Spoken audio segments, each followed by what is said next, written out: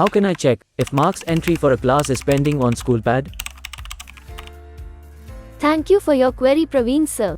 Here is how you can do this. Log in to your SchoolPad account, and from the menu option look up search for mark status report.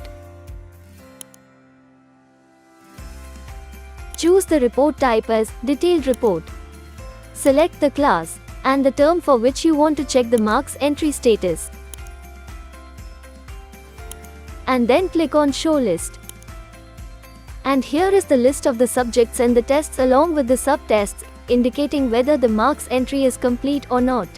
The number here indicates the number of students for whom the marks entry has been done, along with the total students in the class, and this automatically turns green once the complete entry has been made. You can either print this or download this data in an Excel file as per your requirement. Thanks for watching. Have a great day.